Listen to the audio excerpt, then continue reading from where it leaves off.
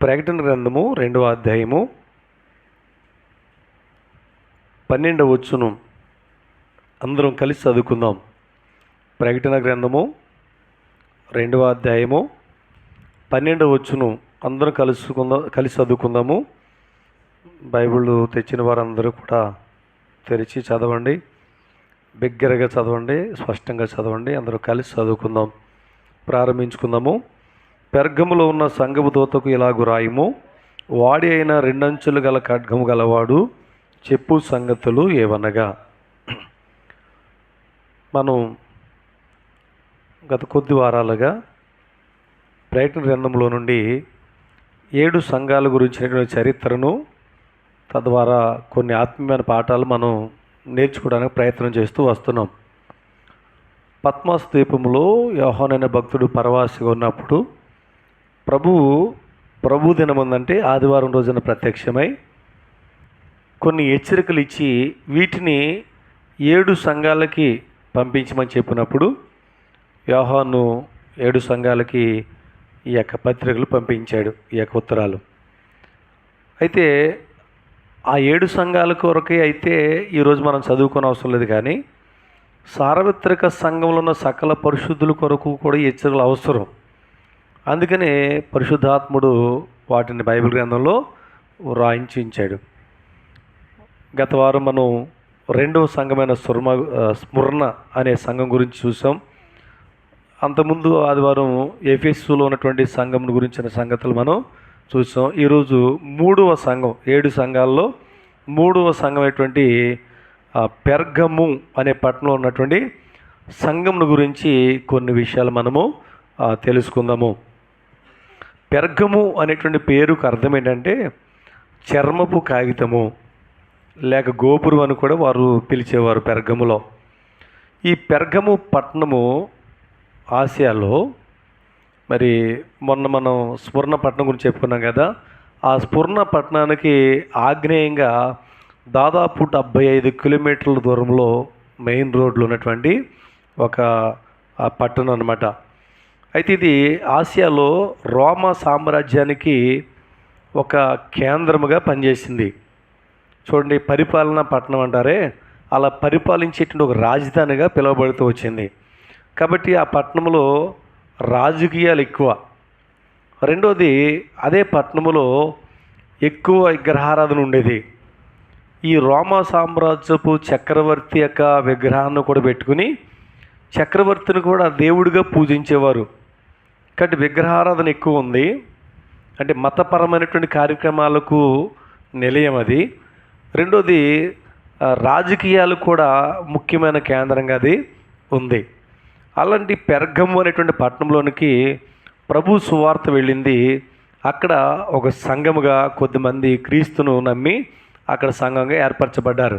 అయితే ఈ చర్మపు కాగితం అనేటువంటి అర్థం రావడం గల కారణం ఏంటంటే, ఆ పెర్గము పట్టణంలో ఓ పెద్ద లైబ్రరీ ఉండేదట. ఆ పెద్ద లైబ్రరీలో 2 లక్షల పుస్తకాలు ఉండేయంట. ఎన్ని లక్షలు? ఆ యొక్క పుస్తకాలలో రాసేటువంటి రాతలన్నీ కూడా అవి ఆ రోజులో అప్పట్లో చర్మపు కాగితాల మీద రాసేవాళ్ళు. మరి ఆ కారణం చేత మరి ఎందువల్ల అలాగా పేరు వచ్చింది. రెండోది, గోపురం అని కూడా పిలుస్తారని చెప్పాం కదా. ఈ గోపురం అనడానికి అర్థం ఏంటంటే, ఎత్తైన గోపురాలు కట్టేసి వారు విగ్రహారాధన ఎక్కువ చేసేవాళ్ళు.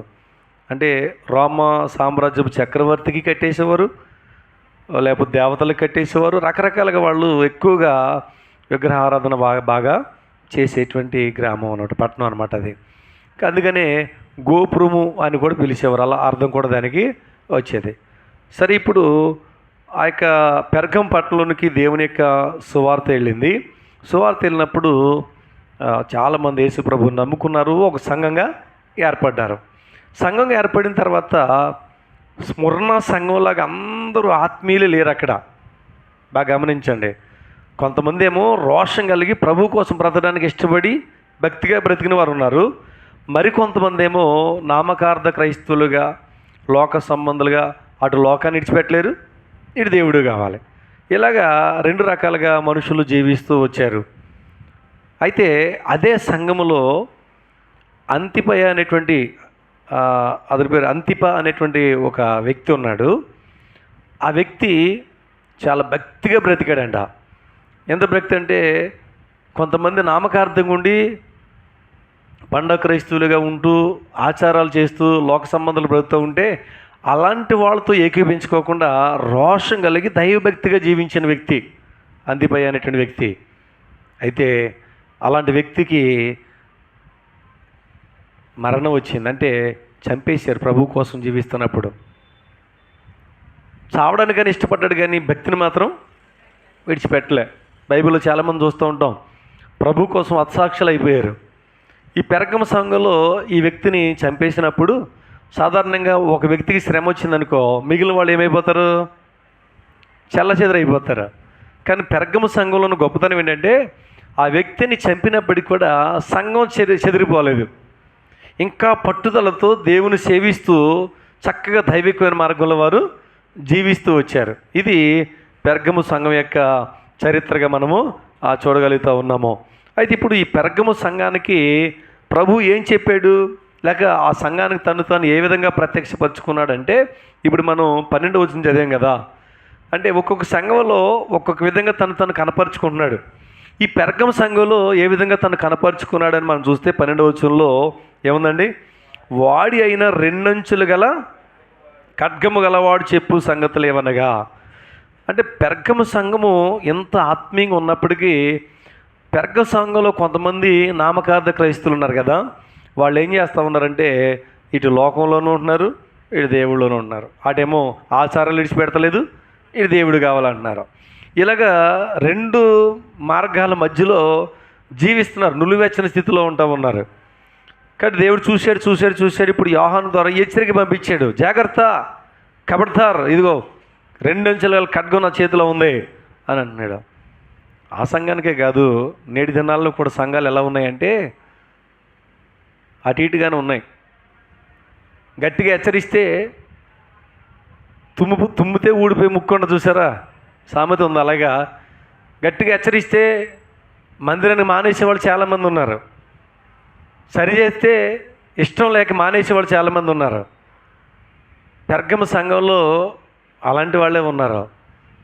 వాళ్ళ జీవితాల్లో చాలా దేవుడికి వ్యతిరేకంగా వాళ్ళు బ్రతుకుతున్నారు. అంతేకాదు దుర్బోధల్లోకి వెళ్ళిపోయారు, లోకంతో కలిసిపోయారు, దురాచారాలు చేస్తూ ఉన్నారు, దుర్మార్గులుగా వారు జీవిస్తూ ఉన్నారు. అప్పుడు అన్నాడు దేవుడు, ఇదిగో నా చేతిలో కత్తి ఉంది, 2 అంచులు గల ఖడ్గం అన్నాడు. ఇప్పుడు కత్తి గురించి మనం ఒకసారి ఆలోచన చేస్తే, ఇప్పుడు డాక్టర్ గారి చేతిలో కత్తి ఉందనుకోండి, ఏం చేస్తుంది కత్తి? అది ఆపరేషన్ చేసి రోగిని బాగు చేయడానికి ఉపయోగిస్తారు. డాక్టర్ గారి చేతిలో ఉంటే రోగికి ఉపయోగకరం. మరి వంట చేసేటువంటి స్త్రీల చేతులు చాకుంటే కూరగాయలకి ఉపయోగిస్తారు. వ్యవసాయదారుడు చేతిలో కత్తి ఉందనుకోండి, ఏం చేస్తాడు? ఆ చెట్లు అవి నరికి అవన్నీ వాటిని చేస్తూ ఉంటాడు. అంటే కత్తి ఒకటే కానీ ఒక్కొక్కరి చేతిలో ఉన్నప్పటికీ దాని పని ఏమవుతుంది? మారుతా వస్తూ ఉంది. ఇప్పుడు కత్తి ఎవరి చేతిలో ఉందంట? ప్రభు చేతిలో ఉంది. మరి ఈ కత్తి ఏం చేస్తుంది? ప్రభు చేతిలో ఉన్నటువంటి ఈ కత్తి ఏం చేస్తుంది? ఏమండి, దీని గురించి అన్నాడు, ఇది సామాన్యమైనది కాదు, ఇది 2 అంచులు గల ఖడ్గము అన్నాడు. 2 అంచులు గల ఖడ్గం బైబిల్లో ఎక్కడుంది దాని గురించి అంటే ఎబ్రీ పత్రికలో 4వ అధ్యాయం 12వ వచనం ఒకసారి చూడండి. ఎబ్రీ పత్రిక 4వ అధ్యాయం 12వ వచనం. ఎందుకనగా దేవుని వాక్యము సజీవమై బలమగలదై 2 అంచులు గల ఎటువంటి వాడి అయిన ఖడ్గము కంటే, ఖడ్గం అంటే వాడే అయినది అన్నాడు. చాలండి. ఒకసారి మనం ఆలోచన చేద్దాం. ఇది వాక్యానికి గుర్తు. 2 అంచులు గల ఖడ్గం దేని గురించి చెప్పండి? వాక్యానికి గుర్తు. అంటే ప్రభువు తన వాక్యం అనే ఖడ్గాన్ని మన మీద వదులుతున్నాడు. ఈ వాక్యం ఏం చేస్తుంది అండి? ఒక పక్కన పదును ఉంది కత్తికి, అది కోసింది, గాయం చేసింది. అంటే వాక్యం ద్వారా మన పాపాలు ఎత్తి చూపించి నువ్వు పాపంలో ఉన్నావు, నువ్వు అపవిత్రతలో ఉన్నావు, నీ స్థితి ఇదని హెచ్చరించినప్పుడు మనకు బాధ ఎద్దా లేకపోతే సంతోషితమా? ఏమండి, నిలబెట్టి నువ్వు ఫలానా తప్పుల్లో అని అంటే నవ్వుతామా? చాలా బాధపడతాం. తప్పు చేసినా కానీ బాధపడతాం. కానీ దేవుడు ఎలా అంటాడు అంటే నువ్వు బాధపడతావు అని చెప్పి తప్పు చెప్పకుండా ఉండడు. నీ తప్పుని నీకు చూపిస్తాడు. అదే టైంలో సరి చేయడానికి ఇష్టపడతాడు. నువ్వు సరి చేసుకుని ఇష్టపడితే అదే టైంలో నువ్వు బాధపడకుండా నిన్ను ఓదార్చిన రెండో ఖడ్గంగా ఆయన దేవుని వాక్యం మనల్ని ఆదరిస్తుంది. దేవుడి వాక్యం మనల్ని బలపరుస్తుంది. దేవుని వాక్యం మనకు ఓదార్పును ఇస్తుంది. కాబట్టి ఇది ఎటువంటి ఖడ్గం అంటే వాడి అయినటువంటి ఖడ్గం, రెండంచులు గల ఖడ్గం అన్నాడు. కాబట్టి ఇది రెండు విధాలుగా కూడా దేవుని యొక్క వాక్యం మనకు ఉపయోగపడుద్ది. అయితే ఒక విషయాన్ని మనం చూస్తూ ఉన్నాం. ఖడ్గము దేని గుర్తు అంటే తీర్పుకు గుర్తు. దేని గుర్తు చెప్పండి? తీర్పుకు, దేవుని యొక్క అధికారానికి గుర్తు. సంఘములో వారికి ఉన్నటువంటి భక్తిహీనత, ఆచారాలు, లోక సంబంధమైనటువంటి వ్యవహారాలు వారు జీవిస్తున్నప్పుడు వారిని హెచ్చరిస్తూ కబడతారు అన్నాడు కత్తి పట్టుకుని. ఆ రోజుల్లోనే అలా ఉంటే అసలు ఈ రోజుల్లో అసలు ఎలా ఉన్నారు ఒకసారి ఆలోచన చేయండి. మనం అనుకున్నాం దేవుడు చూస్తూ ఉన్నట్లు వదిలేస్తున్నాడులే, పర్వాలేదని అనుకున్నాం. కానీ తీర్పు ఉంది. వాక్యం ద్వారా దేవుడు మనతో హెచ్చరిస్తున్నాడు. ఏమన్నాడంటే పర్వాలేదు, నువ్వు నామకార్థంగా బ్రతుకుతున్నావా, లోక సంబంధంగా జీవిస్తున్నావా, నువ్వు ఇష్టానుసారంగా ప్రవర్తిస్తున్నావా, దేవునికి వ్యతిరేకమైన మార్గంలో వెళ్తా ఉన్నావా, అయినా నువ్వు బాగానే ఉన్నావు అనుకుంటున్నావా, ఒక రోజు ఉంది తీర్పు, జాగ్రత్త అని దేవుడు హెచ్చరిస్తూ ఉన్నాడు. కేవలము పెర్గము సంఘమును మాత్రమే హెచ్చరించట్లే, వాక్యం అనేటువంటి మనల్ని కూడా దేవుడు హెచ్చరిస్తున్నాడు. ఎలా ఉంది నీ స్థితి? నామకార్థంగా బ్రతుకుతున్నావా, వాక్య విరుద్ధంగా బ్రతుకుతున్నావా, లోకాశలకు లొంగిపోయి దేవుని మార్గాన్ని విడిచిపెట్టేసి బ్రతుకుతున్నావా, జాగ్రత్త అని చెప్పి అక్కడ సంఘానికి మొట్టమొదటనే ఆ 12వ వచనంలో ఖడ్గం పట్టుకుని ఆయన ప్రత్యక్షపరుచుకున్నాడు. ప్రభు రాకడలో ఆయన మరల గొర్రెపిల్లగా మనకు కనిపించాడు. ఆయన లోకపాపను మోసుకొని గొర్రెపిల్లగా మొదటగా ఆయన వచ్చాడు. కానీ ఇప్పుడు రెండవదిగా ఆయన ఎలా వస్తుందో తెలుసా? ఒక సింహం వల్లే తీర్పు తెచ్చడానికి ఆయన రాబోతున్నాడు. కాబట్టి ఆ దృశ్యాన్ని చూసినప్పుడు నువ్వు ఎదుట నిలబడాలంటే ఇప్పుడే సజీవంగా ఉండి వాక్యం ద్వారా మనం హెచ్చరించబడుతున్నప్పుడు మన బ్రతుకుని మనము మార్చుకోవాలి. నిర్లక్ష్యం చేస్తూ పర్వాలేదులంటూ మనం ముందుకెళ్ళిపోతే ఒకనొక సమయం వస్తుంది, జాగ్రత్త అన్నాడు. తీర్పు ఉంది. ఇక ఆ తీర్పు నిలబడిన తర్వాత తీర్పు నుండి మనల్ని ఎవరు వేరు చేయలేరు, ఎవరు తప్పించలేరు దేవుని తీర్పులోంచి. కాబట్టి ఇప్పుడు బ్రతుకుండగానే దేవుడు మనతో మాట్లాడుతున్నప్పుడే మన బ్రతుకును మనము మార్చుకోవాలి. సరే, ఇప్పుడు పెర్గము సంఘంలో ఉన్నటువంటి మంచి లక్షణాలు చెప్పుకుందాం. ఎందుకంటే ఈ సంఘంలో కొన్ని మంచి లక్షణాలు ఉన్నాయి, కొన్ని తప్పుదాలు కూడా ఉన్నాయి. కానీ మొదట మంచి లక్షణాలు చెప్పుకుని ఆ తర్వాత దేవుడు ఏం తప్పుదాలు వాటి మీద మోపాడో వాటిని బట్టి మనలో ఉంటే సరి చేసుకోవడానికి ఆ వాక్యాన్ని మనము నేర్చుకుందాం. 13వ వచనం చదవండి. ప్రకటన గ్రంథం 2వ అధ్యాయం 13వ వచనంలో,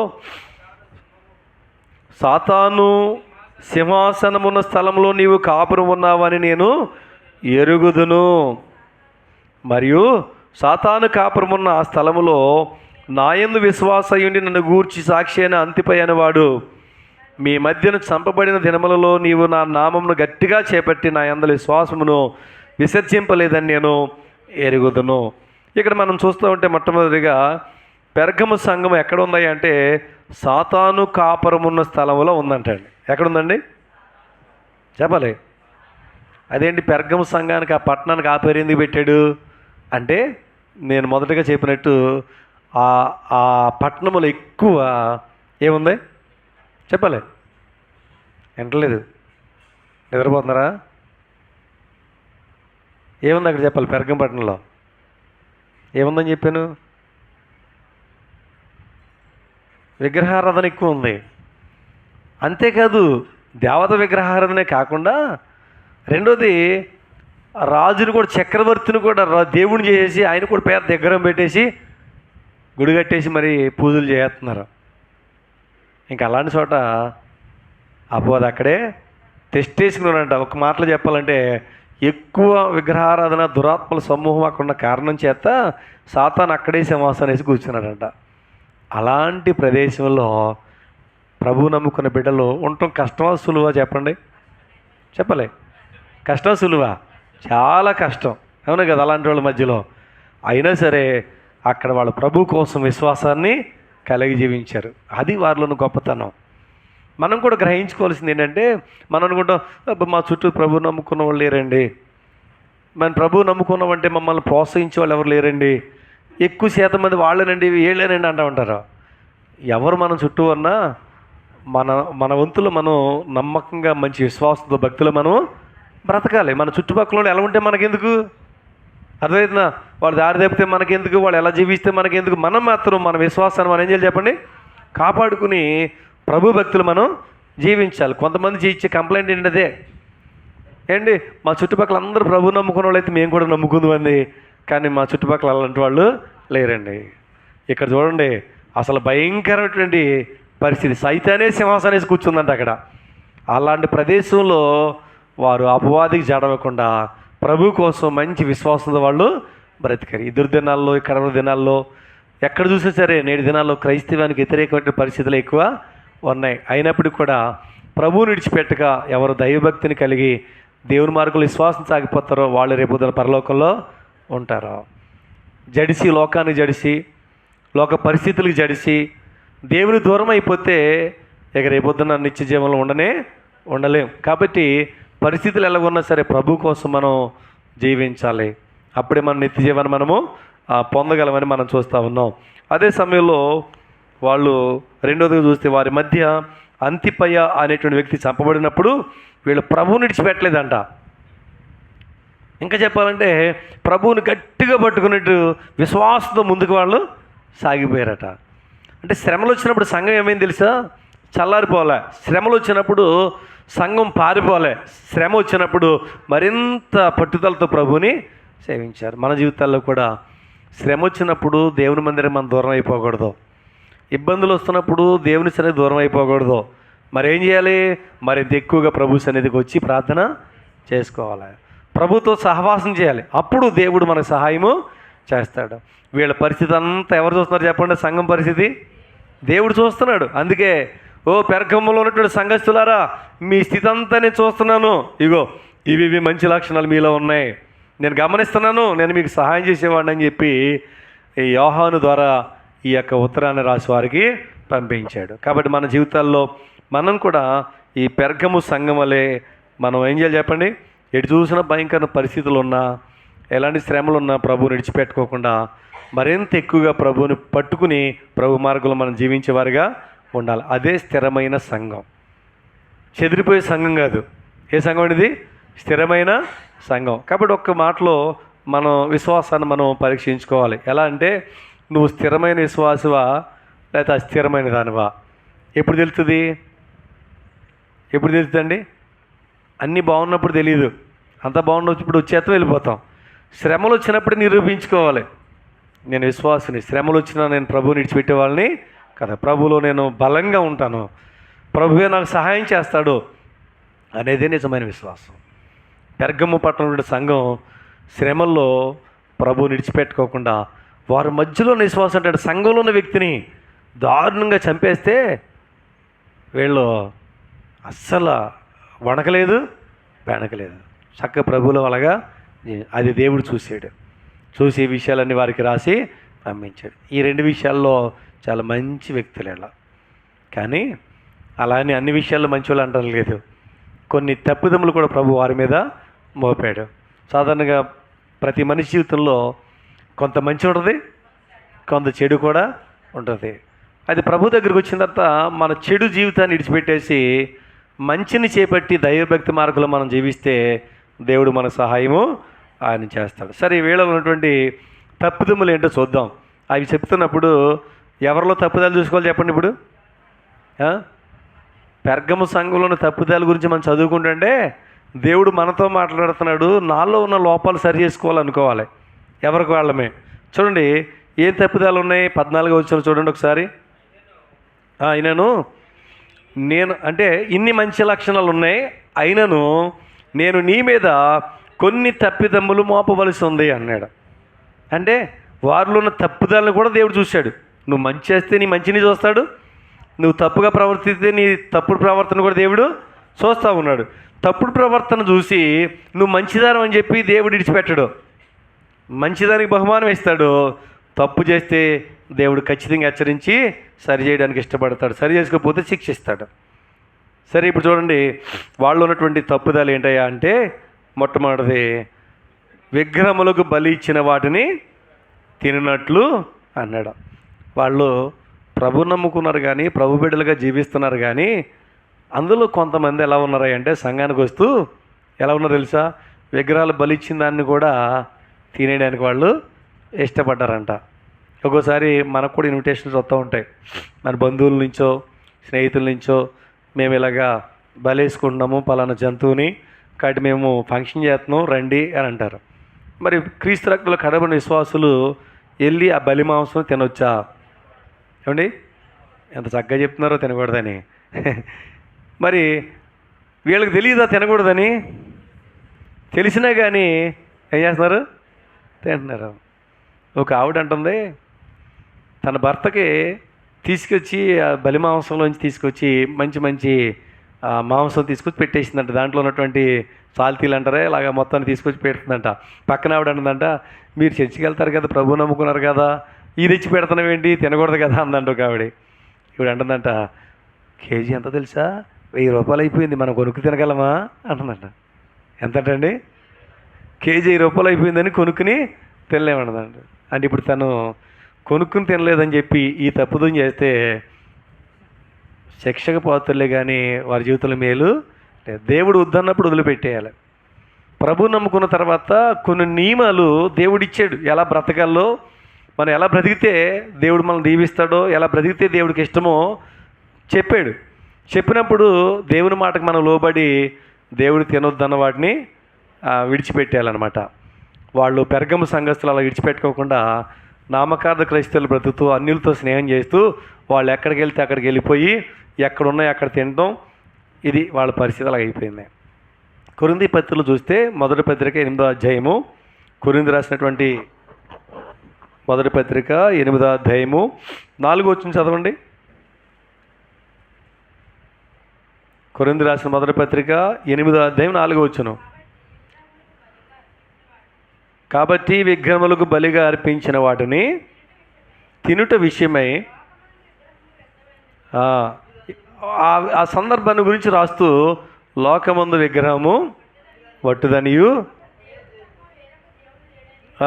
ఎరుగుదుము. తర్వాత 7వ వచనం కూడా చదవండి. 7వ వచనం. అయితే అందరి యందు ఈ జ్ఞానము లేదు,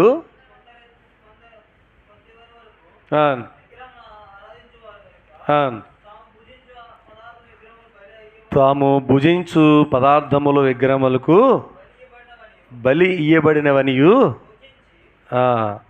భుజించుదురు. ఇందువలన వారి మనస్సాక్షి బలహీనమైనదిగా ఉన్నది. తర్వాత 10వ వచనం కూడా చదవండి. 10వ వచనం.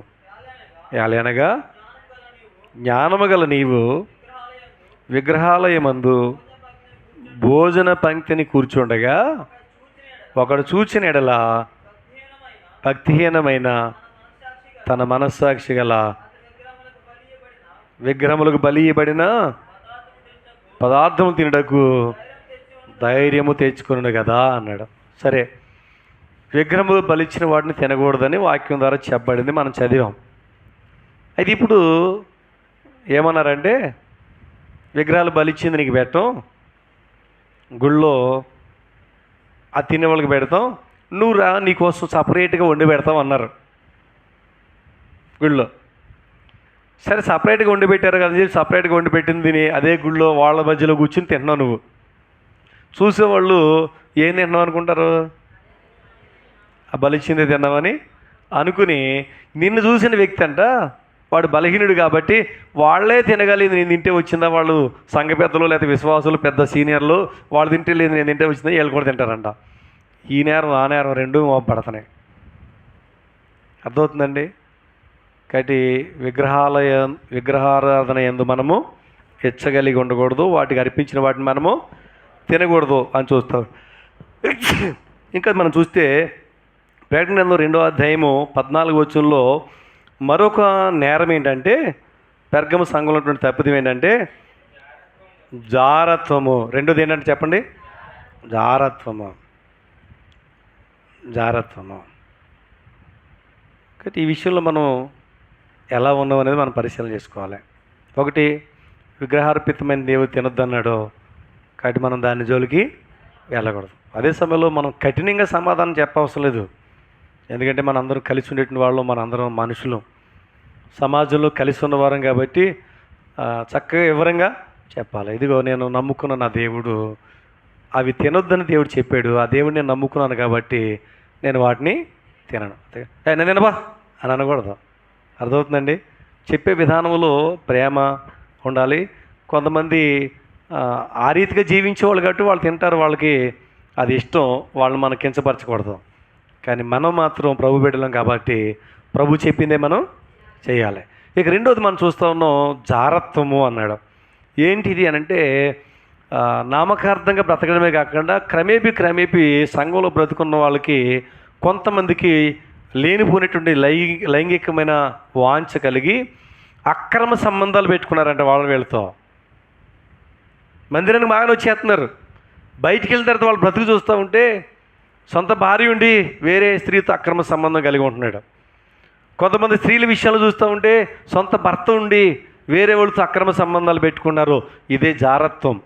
అలా బ్రతుకుతూ కూడా చాలామంది సంఘాల్లో చలమణి అయిపోతున్నారు. మందిరానికి వస్తూ తగుదునని ఏగో నేను భక్తుడినే అన్నట్టు ఉన్నారు. పెర్గమ సంఘంలో అలాంటి వాళ్ళు ఉన్నారట. ఖబర్దార్, 2 అంచెలు గల ఖడ్గము జాగ్రత్త, తీర్పు ఉంది జాగ్రత్త, బలలో ఎలా ఎగపిస్తావు, పాపలు ఉండని ఆయన హెచ్చరిస్తూ ఉన్నాడు. బ్రతుకును మార్చుకోకుండా, జీవితాన్ని సరి చేసుకోకుండా, లోకపరంగా జీవిస్తూ పాపంలో ఉంటూ ప్రభు బలలో ఏకీపించడానికి ఎటువంటి అర్హత లేదు అని చూస్తూ ఉన్నాం. అంతేకాదు ఈ దినాల్లో మనం చూస్తే అలాంటివే కాకుండా ఇంకా చాలా ఉన్నాయి. ఏమున్నాయి అని అంటే జారత్వం ఉంది, అపవిత్రత ఉంది. ఏమంటే గలతీ పత్రిక 5వ అధ్యాయం 19 వచ్చిన చూస్తే శరీర కార్యములు స్పష్టంగా ఉన్నాయి. అవి ఏమంటే జారత్వము, అపవిత్రత, కాముకత్వము అని వాటి లిస్టు అక్కడ ఇచ్చారు. ఇలాంటివన్నీ ఉన్నాయి. ఉంటూ పేరుకి మాత్రం క్రైస్తవులు. ఎవరండి మీరు? ప్రభు బిడ్డలం. అంటే పేరుకి ప్రభు బిడ్డలే, క్రియలు చూస్తే చాలామంది చాలా పాపాల్లోనే ఉన్నారు. కొంతమంది జీవితాలని మనం పరిశీలన చేస్తే ఇటు దేవుడి వాక్యం కావాలి, దేవుడి మీద ఆధారపడ్డామని ప్రార్థన చేసుకుంటారు, బయటికి వెళ్ళిన తర్వాత సోది చెప్పించుకుంటారు, ఏం జరిగిందని.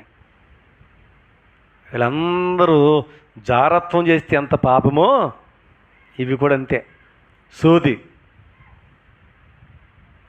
అపవాది ద్వారా ప్రేరేపించబడి చెప్పండి, ఆ మాటలు మనకు అవసరమా? శకునాలు చెప్పించుకుంటూ ఉంటారు. బయటకు వస్తే కొంతమంది పక్షి శకునాలు చూస్తారంట, ఏది ఎదురొస్తుందని చూస్తారంట, దాన్ని బట్టి వెళ్తూ ఉంటారంట. విధవలు వస్తే ఎదురెళ్ళరు, పుల్లలు వస్తే ఎదురెదలరు, కొన్ని పక్షులు ఎదురొస్తే వెళ్ళరు, శకునాలు చూసుకుంటూ ఉంటారు. అది లోక సంబంధికి తగింది. అది ప్రభు బిడ్డలుగా నీవు అలా ఉంటే జారత్వము చేసిన వాళ్ళు ఎంత అపవిత్రులో నీ బ్రతుకు కూడా అంతే. దేవుడు ఏమన్నా తెలుసా? జాగ్రత్త, కత్తి ఉంది, ఖడ్గం ఉంది నా దగ్గర, నా చేతిలో అంటున్నాడు. ఎన్నిసార్లు హెచ్చరించబడి మనం మారకపోతే, వాక్యానుసారంగా మన జీవితాన్ని కట్టుకోకపోతే ఒక రోజున ప్రభు ఎదుట మనం సిగ్గుపడాలి. నువ్వెవరో నాకు తెలియదు, నువ్వు నరకానికి పొమ్మంటే మన పక్షంగా వ్యాజ్యం ఆడేవాళ్ళు ఎవరు ఎక్కడ ఉండరు. ఒకవేళ అనుకున్నావేమో యేసు ప్రభు మధ్యవర్తిగా ఉండి తండ్రిని దేవునికి మన పక్షంగా వ్యాజ్యం ఏం చేస్తున్నాడు, ఆయన విజ్ఞాపన చేస్తున్నాడు కదా, ఎబ్రీ పత్రికలో రాయబడింది కదా అనుకున్నావేమో. రేపొద్దున ఆయనే కత్తి చూపిస్తున్నాడు. ఇంకెవరున్నారు మన పక్షంగా నిలబడి మాట్లాడేది? ఆయనే కత్తి పట్టుకుంటే. మనుషులుగా భూమి మీద బ్రతికినంత కాలం దేవుని రాకపోరము, నీ మరణం రాకపోరము దేవుడు అవకాశం ఇచ్చాడు సరి చేసుకోవడానికి. ఈ అవకాశాన్ని మనం సద్వినియోగపరచుకోకపోతే ఎటువంటి ఉపయోగమో లేదు. కర్ణ పిశాచు దగ్గరికి వెళ్ళాడంట. ఇశ్రాయేల్ ప్రజలను పరిపాలించిన రాజు అయిన సౌలు. ఏమైంది తర్వాత? ఏమైంది? యుద్ధంలోనికి వెళ్ళి తన బిడ్డలు కూడా ఒక రోజునే చనిపోయారు. దేవుడు చూస్తున్నాడు, మౌనంగా ఉన్నాడు అనుకున్నావేమో.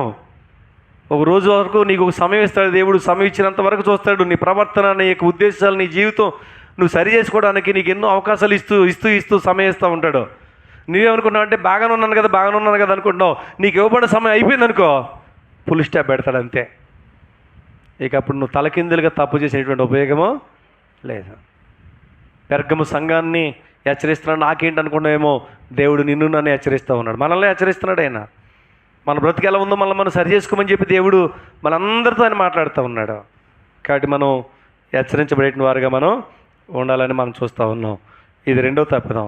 ఇక మూడోది ఏంటి అని చూస్తే ఇదే 14 వచనంలో బిలాము చేసిన తప్పు బోధన వారు అనుసరిస్తున్నారంట కొంతమంది. ఎలా చెప్పినట్టు కొంతమంది ఏమో అంతిపయ్య అనేటువంటి వ్యక్తి వల్లే కొంతమంది విశ్వాసం బ్రతికిన వాళ్ళు ఉన్నారు. కొంతమంది ఏమో ఇలాంటి తప్పులు చేసేవాళ్ళు కూడా సంఘంలో ఉన్నారు. సంఘం అంటే దైవభక్తులు బ్రతికే వాళ్ళు ఉన్నారు, నామకార్థంగా జీవించే వాళ్ళు కూడా ఉన్నారు. అది ఇప్పుడు మూడోదిగా మనం చూస్తే బిలాము చేసిన బోధను అనుసరించే వాళ్ళు ఉన్నారంట. అసలు ఈ బిలాము ఎవరు? ఈయన ఒక ప్రవక్త. ఇతని తండ్రి పేరు బెయోరు. సంఖ్యాకాండం 22వ అధ్యాయంలో మొదటి వచ్చి నుంచి చూస్తే తర్వాత 24వ అధ్యాయంలో చివరి వరకు చదవగలిగితే ఈ యొక్క బిలాము యొక్క స్టోరీ అంతా అక్కడ ఉంటుంది. ఇశ్రాయేలు ప్రజలు మోయాబు ప్రాంతం గుండా వెళుతున్నప్పుడు మోయాబు రాజు ఏం చేశాడంటే, చూడండి చదువుతారు ఒకసారి 22వ అధ్యాయం మొదటి వచనండి.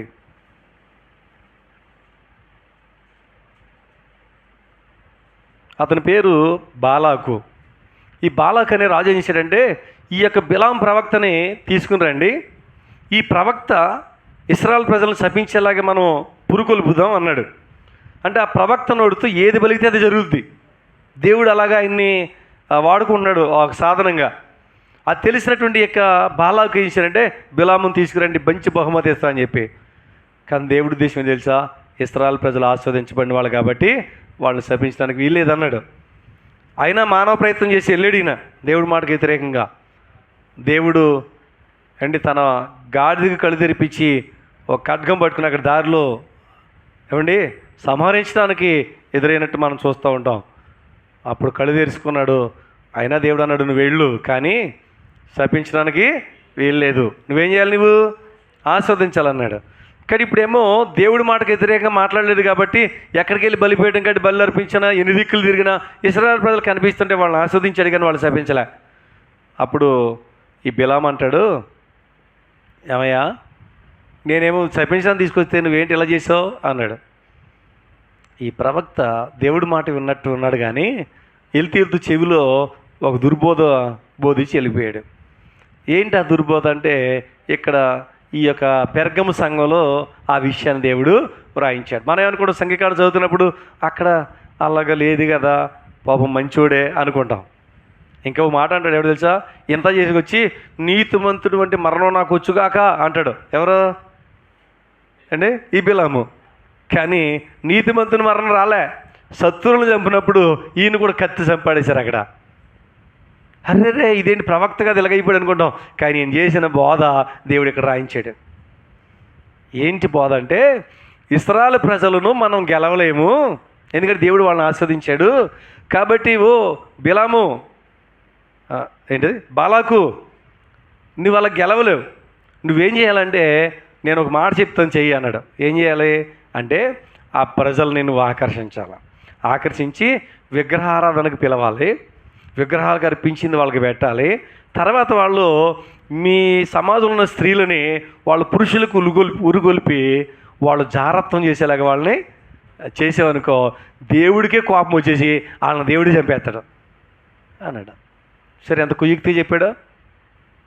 అలా చెప్పొచ్చా దేవుని దాసుడు? ఇప్పుడు సరే, మనం యుద్ధం చేయలేం, గెలవలేం, దేవుడు ఆస్వాదించాడు.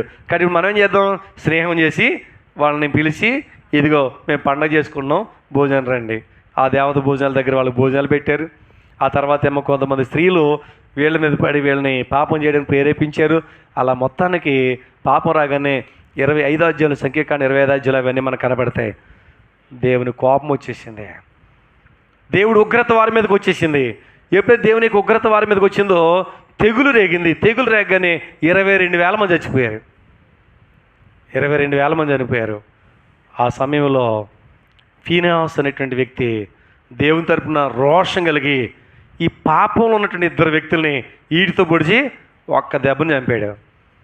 అప్పుడు దేవుడు అనుకున్నాడు, నాకున్న రోషం ఫీనిహాసుకు ఉంది అని చెప్పి అప్పుడు దేవుని కోపం మళ్ళీ దేవుడు ఆ తెగుల్ని తొలగించాడు.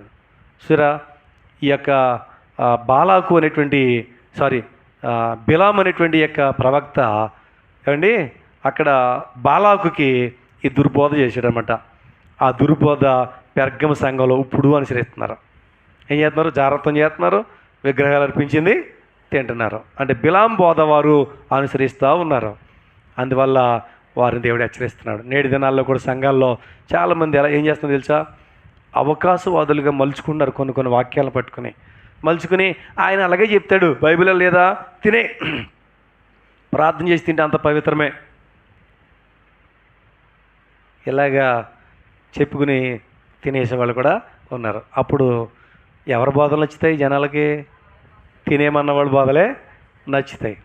ఇష్టమైన వంటకం కదా, తినేమన్న బోధలు నచ్చుతాయి. అప్పుడు వాటినే అనుసరిస్తూ ఉంటారు. మళ్ళీ ఏమంటారు తెలుసా, దేవుడి మీద విశ్వాసం ఉంచే కదా రక్షించబడ్డావు కదా, నీ క్రియలు బట్టిగా దేవుడిని నిన్ను తీర్పులో తీసుకొచ్చేది. నువ్వు నమ్మేవు కదా, నీ నమ్మకం బట్టి దేవుడు కృప చూపిస్తాడు, పరలోకి ఇస్తాడు, నువ్వు ఎలా బతికినా పర్లే అని చెప్పి బోధలు వచ్చేసినాయి. అంతే. ఆ బోధలు రాగానే ఈరోజు చాలామంది చారత్వంలో అపిత్రతలో ఇష్టానుసారంగా బ్రతుకుతూ ఏమన్నా తెలుసా, ప్రభు నమ్ముకున్నాను కాబట్టి పరలోకం నాదే భ్రమలో బతుకుతున్నారు చాలామంది. ఈ యొక్క బిలాము బోధలో ఆనాడు సంఘం నడిచింది, నేటి దినాల్లో కూడా అలాగే నడుచుకుంటూ ఉన్నారు. కాబట్టి ఈ చివరి దినాల్లో నువ్వు ఎలా ఉన్నావు నిన్ను నువ్వు పరీక్షించుకో.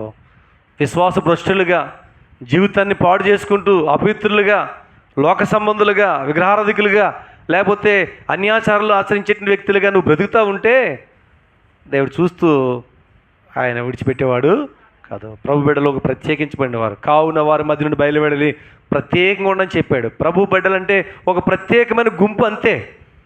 లోకంలో కలిసిపోయేది కాదు, పాపంలో కలిసిపోయేది కాదు. అది ఇక్కడ మనం నేర్చుకుంటూ ఉన్నాం.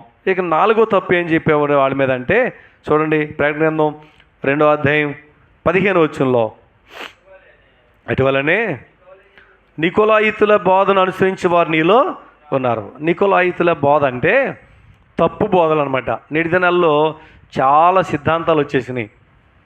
ఎవరికి అనుకూలమైన సిద్ధాంతాలు వాళ్ళు మార్చుకుని ఇదిగో సంఘం ఎలా ఉండాలని చెప్తే క్రమాన్ని ఇడిచిపెట్టేసి అక్రమంలోకి చాలామంది వెళ్ళిపోతున్నారు.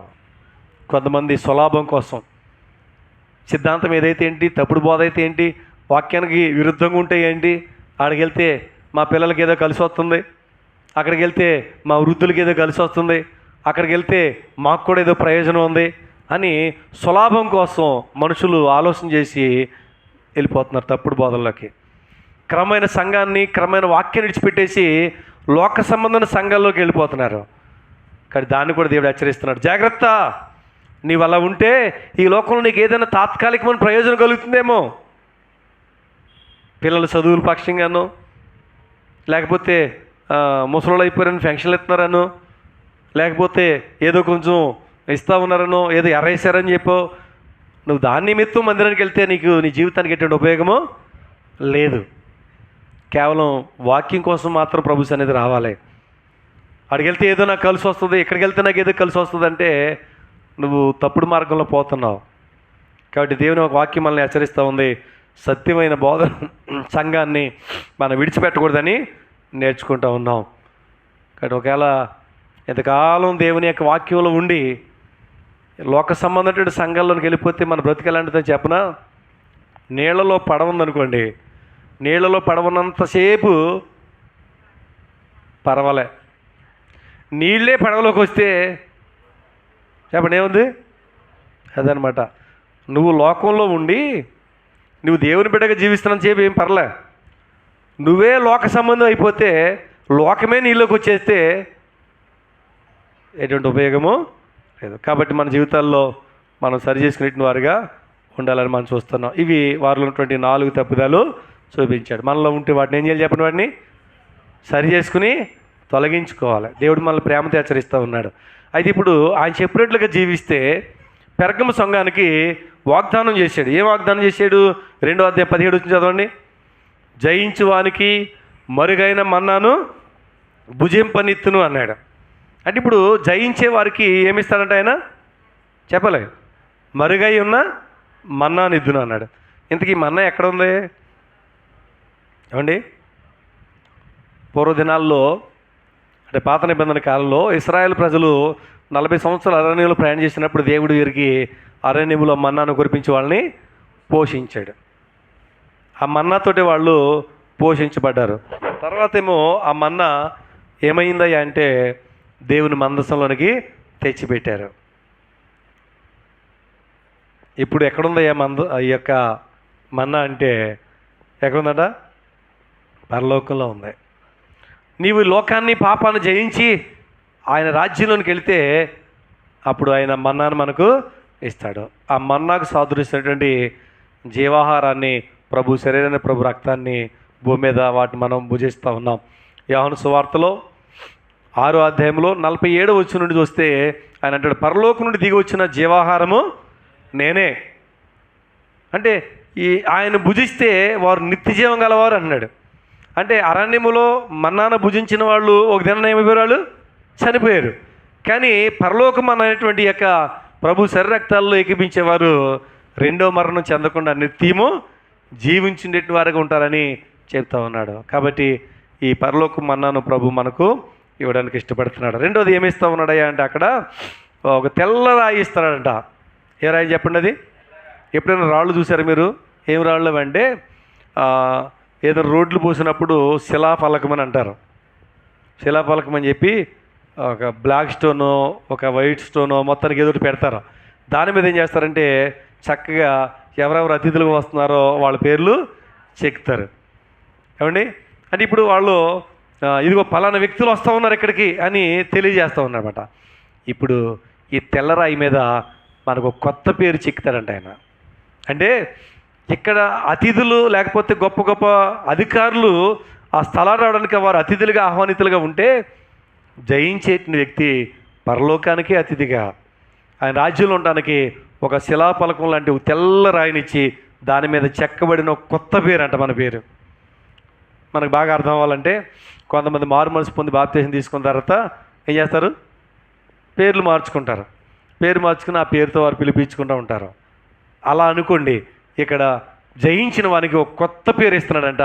అది ఆ శిలాఫలకం మీద రాయబడింది. ఇక ఇది మాసిపోదాం, పేపర్ మీద రాసింది ఒక చిరిగిపోద్దేమో కానీ ఆ యొక్క తెల్లని రాయి మీద రాయబడిన పేరు ఇక తొలగిపోదు. జయించే వారికి అవి ఆయన ఇస్తా ఉన్నాడు. అంటే ఇది ఈ నిబంధన శాశ్వతం. చూడండి, ఆ శిలాఫలకం పెట్టేశారండి. ఒక మున్సిపాలిటీ ఆఫీసో లేకపోతే ఒక నీటి పెద్ద ట్యాంకో ఒక ప్రాజెక్టో ఏదో కట్టినప్పుడు శిలాఫలకం పెట్టేశారంటే తర్వాత పార్టీలు మారతాయి కానీ దాని మీద ఉన్న పేర్లు మారవు. అలాగా శాశ్వత నిబంధన గుర్తుగా ఇదిగో నీవు నా బిడ్డవు, ఈ యొక్క నిత్య జీవాన్ని నువ్వు వారసురాలు అని చెప్పి ఒక నిబంధన గుర్తుగా ఒక తెల్ల రాయినిచ్చి దాని మీద మన పేరు రాస్తా ఉన్నాడు. జయిస్తే పెర్గమ సంఘంతో చెప్తున్నాడు, ఇదిగో మీలో ఉన్న తప్పులు సరి చేసుకునేలా మీరు బ్రతికితే నేను ఇది ఇవ్వబోతున్నాను అన్నాడు. ఆయన బిడ్డలంగా మనం సరి చేసుకుని ఆయన కోరినట్లుగా మనం బ్రతికితే దేవుడు ఈ యొక్క మన్నాను ఈ తెల్లరాయి మీద మన పేరును రాసి మనకు ఆయన ఇచ్చేటి వాడుగా, హక్కు కలిగిన వారుగా, దేవుని రాజ్యం మీద హక్కు కలిగిన వారుగా వారసులుగా ఆయన చేయబోతూ ఉన్నాడు. అయితే ఇప్పుడు మనం ఏం చేయాలి? పొందుకోవాలంటే మనం ఏం చేయాలి అని అంటే 2 మాటలు చెప్పి నేను ముగిస్తాను. ప్రకటన 2వ అధ్యాయం 14-15 వచనాల్లో ఆయన ఏం చేశాడు? వాళ్ళలో ఉన్న తప్పులన్నీ చూపించలేదా? చూపించాడు. కాబట్టి ఇప్పుడు వాళ్ళలోనే కాదు మనలో కూడా ఉండొచ్చు. అవే ఉండకపోవచ్చు, వాటికన్నా ఇంక ఎక్కువ ఉండొచ్చు. ఏం చేయాలి? అప్పుడు సరి చేసుకోవాలి. దేవుడు తన వాక్యం ద్వారా మనతో మాట్లాడుతున్నప్పుడు నీలో ఏ తప్పు ఉన్నా సరే సరి చేసుకోవాలి.